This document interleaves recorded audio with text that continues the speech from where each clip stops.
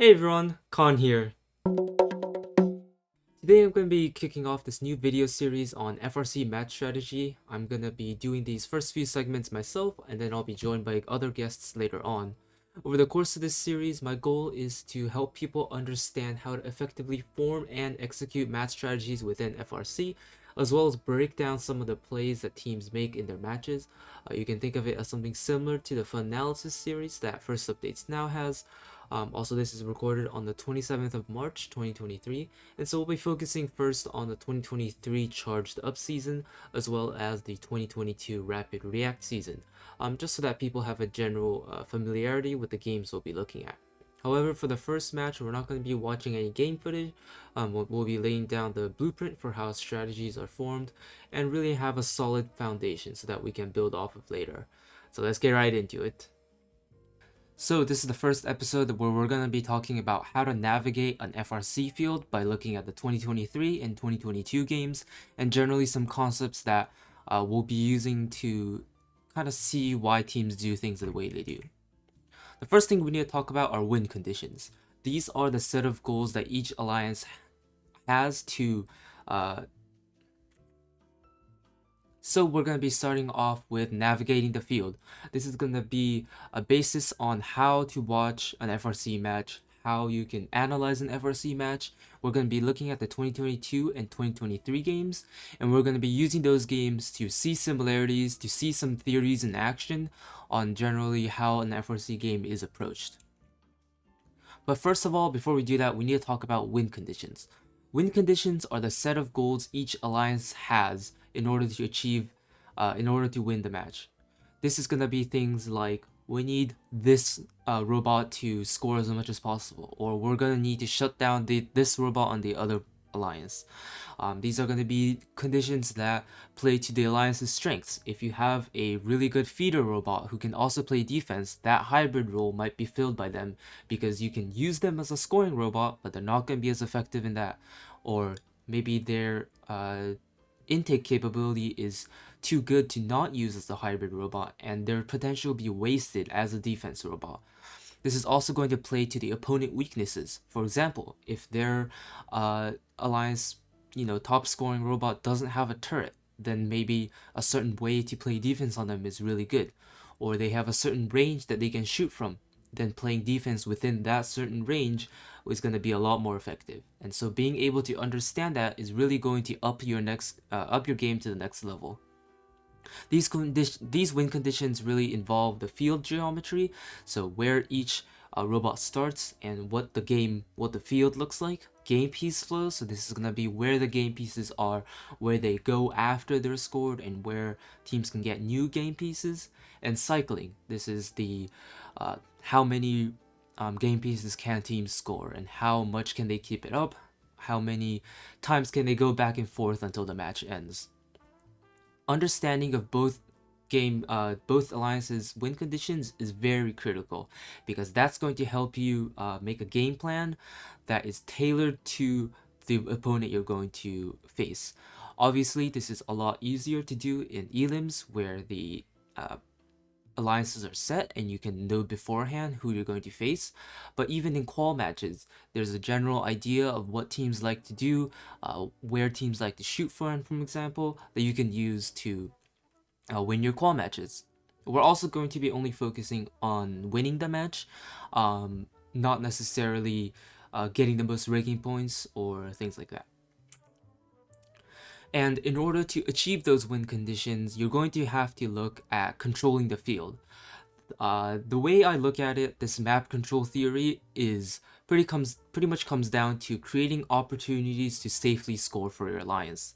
An undefended robot is the best scoring robot, and how can we enable teams to be able to do that, and how can we make sure that the opponent team has a hard time doing that? There's going to be 5 main things that are going to play into this. So effective pathing. Effective pathing really means how can you and your alliance move around the field so that you're getting in the way of the opponent's alliance without hindering your own effectiveness.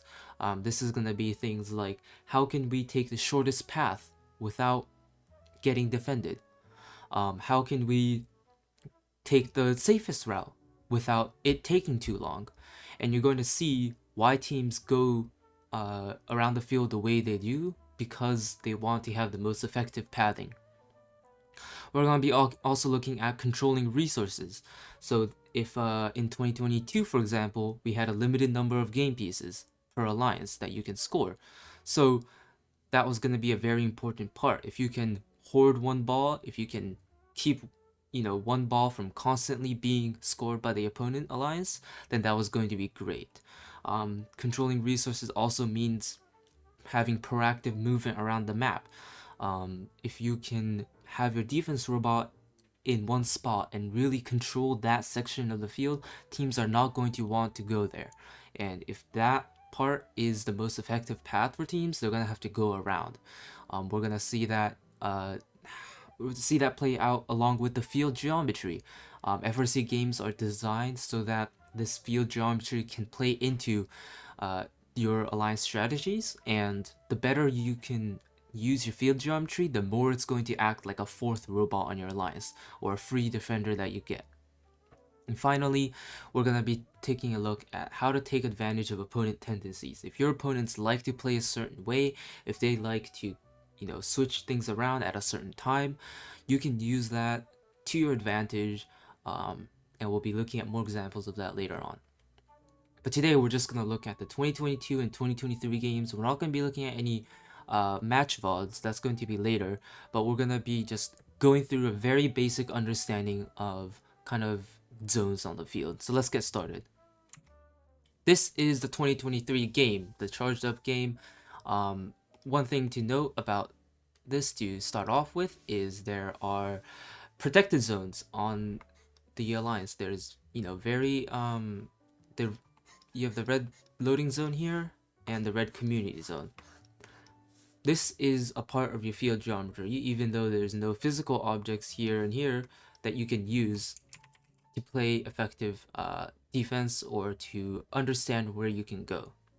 We're going to be first going around the the offensive map geometry. So you can see that there's really 3 ways that you can get out of the loading zone, right? And this really means that, and there's 3 ways that you can get into the community. So this really means that there are a few lanes that you can use. You can take this lane, this lane, this lane, or this lane. Or I suppose this lane. And there's that means there's going to be a very small number of places that you can go. There isn't a lot of variety that you can do in terms of taking the shortest path, but also having the least defensible path. This is what the opponents have as their, the scoring team has as their win condition. They're going to need to get into these areas and get out as soon as possible, and this is going to mean that you have some choke points. You're going to have a choke point here. You're going to have a choke point here within their own alliance. If they have too many robots congesting in this area, even teams that are just trying to score are going to have a difficult time. And this is the same too. You're going to have a choke point here where it's difficult for teams to be able to get in and out of here, especially if there's congestion in this top half of the field. So this, you want, when you're watching teams cycle around, you want to think, which line do they like to take and how can we abuse that fact? Moving on over to the opponent alliance or the defending alliance, we're going to be looking at, this is obviously going to be crossed over, right? This is mirrored, but I don't want to draw it, it'll make things too messy. But looking at this match, looking at this field, we can see where it would be best to play defense. So there's this zone. This area means, or controlling this choke point means you block access this way. But you also have a downside here, right? I didn't draw it, but your alliance partners are gonna have to get in through here. And so you might potentially be blocking your own alliance partners should you choose to play in this zone. The same thing is down here, right? This is a lot safer in terms of getting out of your alliance partner's way. However, you really are letting them get out of here. Now, that means this is going to be a singular choke point for the opponents. So that could also be another way that you approach this. The most popular spot I've seen thus far is right here in the middle. This allows you to control this area a little bit and this area a little bit. That means you can pretty much play monkey in the middle. Now, the most dangerous part of this is down here. If a robot decides, if a scoring robot decides to go down here, and you follow them around, you could get out of position, and playing in the center of the field as a defensive robot is very dangerous, because now you open yourself up to allowing robots to pass through on each side, and you're going to have to make some tough decisions, some quick decisions. And being a reactive team on defense is always a difficult situation. And finally, the last thing you can do is control this zone. This zone will allow you to make sure that the opponents can't get as many balls or game pieces from the loading zone. However, you could again get in the way of your alliance partner's way. Additionally, playing somewhere around the community as well as the opponent loading zones can get very dangerous because you could get hemmed in here, and it's very difficult to get out once you're in there. On the community side, it's less difficult because you can use this as a defensive barrier on your own, the sides of the balance. But on this side, you don't have that. And so you could get pushed in towards the loading zone and incur a lot of penalties. But this kind of zoning is pretty much how the field is divided up. You have these natural barriers for yourself, and that work also for the opponent alliances. And this is generally how teams approach the match, and this is how teams are going to decide where they want to go. For example, if you're an attacking robot, let me clear the ink here. Maybe you want to have one robot go this way and one robot go this way, so that it's difficult for the opponents to defend both effectively. Maybe if you're playing defense, you want to play right here, so that you just shut down this area. Maybe you play right here to attempt to shut down this area. And so these are the considerations that teams have when forming their strategy, and this is what I think the match or this game is built upon.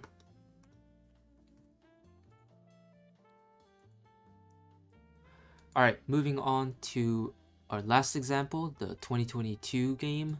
The Rapid React game, first of all, has a very interesting gimmick in that you have 11 balls for each of your alliance.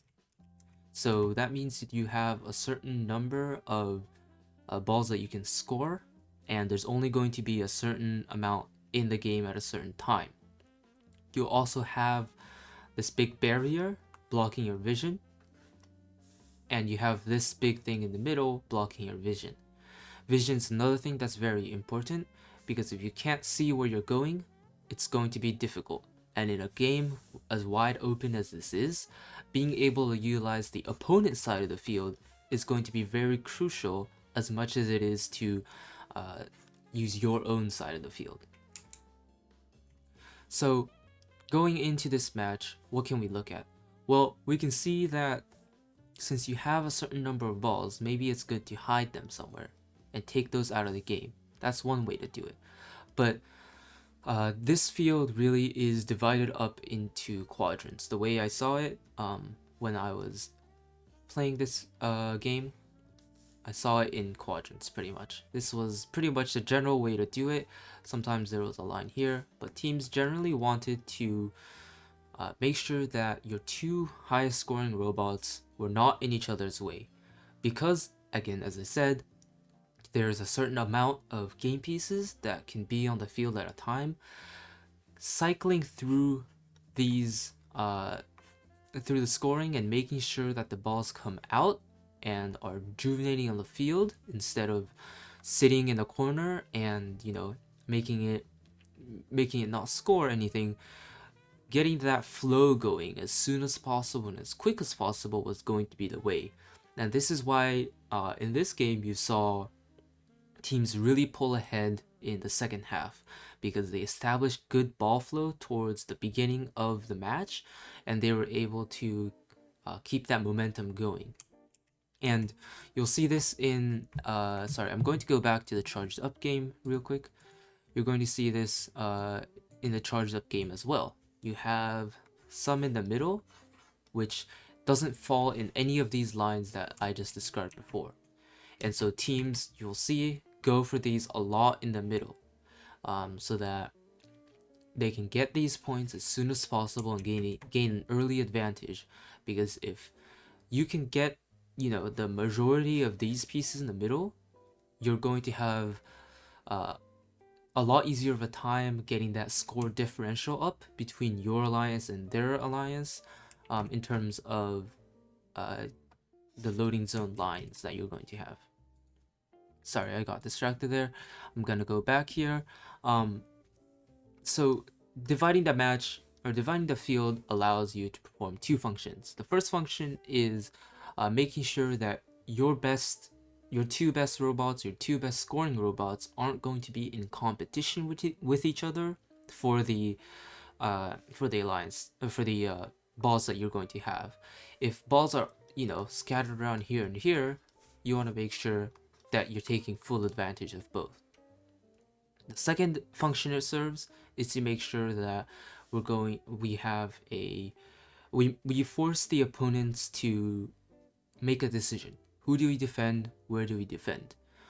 In terms of playing defense, being proactive and controlling a certain area is critical to your success, because you are always going to be reacting to what the robot that you're defending you're going to do. So if you play a sort of defense where you control a certain zone,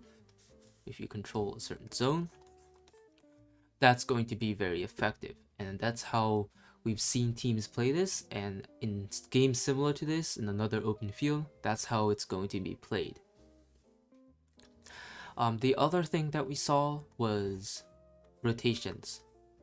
We generally had 4 zones in terms of where teams scored, if you were looking at it in a concentric manner.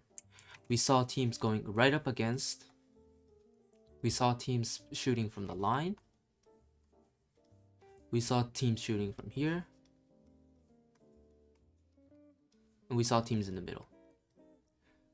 That means there's 4 zones where your defensive robot has to choose, and adaptation is really crucial in an FRC game because you have a very limited amount of time, and if you can't see what your opponents are doing and they're running circles around you, you're going to end up chasing them. So we'll see teams later down the line that move a certain way around. They give responsibility of one robot for all the game pieces that fall within this circle, and everywhere outside of that, another robot is in charge. Right? Like go around. This means that it's harder to read for your opponents, and it also means that you're not getting in each other's way. Also, in terms of utilizing the map geometry, we have these hangar zones where defending robots don't want to go in. And so sometimes you'll see people play from here and score. That obviously requires a different robot mechanism skill set, but that's another geometry that teams used. Sometimes teams box teams into a certain area so that they can't get out of this zone, right? And if you can constrain a very high scoring robot in this small of an area, that means they're only going to be getting the balls that happen to land here. The same thing happened with the hub in the middle. If you can control this choke point and this choke point, you can make sure that one robot is kept on one side of the field, or if you can get both robots on one side of the field, that's great. That means they have half of the potential balls that they can, and that means you're going to be able to control that resource and get that flow moving as quick as possible. Another example we saw was a team that split the field down just the middle, right? Very simply, down the middle. And what did this do? This made sure that one team had an entire side of the field to their own, and the other team had an entire side of the field to their own. And what they did was that when one robot was running out or wanted to switch, they would switch. They would switch halves on the field, which innocuously seems very simple at the beginning, but if you're a defending robot, tasked to fully defend one robot, you're going to follow them around. And that's going to create an opportunity for them to come in. If you're, defending a singular choke point, now you just let one team escape. And so, looking at other FRC games, you'll be able to see how teams use the map geometry to their advantage. But this video, I just wanted to quickly go over how you can use the field to your advantage. In the next match, we're going to be looking at different roles that teams are going to play, and we're going to be reviewing some other match footage in an FRC game. This video series is mainly focused on Team 2637, the Phantom Cats, and so we're going to be placing some special emphasis on reviewing defense, reviewing hybrid, and reviewing some of the matches that 2637 plays, but we'll also be looking at other high-level games happening throughout the country, and I'll be keeping up with the season as it goes along. So good luck teams who are going into the charged up season and continuing to play, and I'll see you in the next one. Thank you for watching.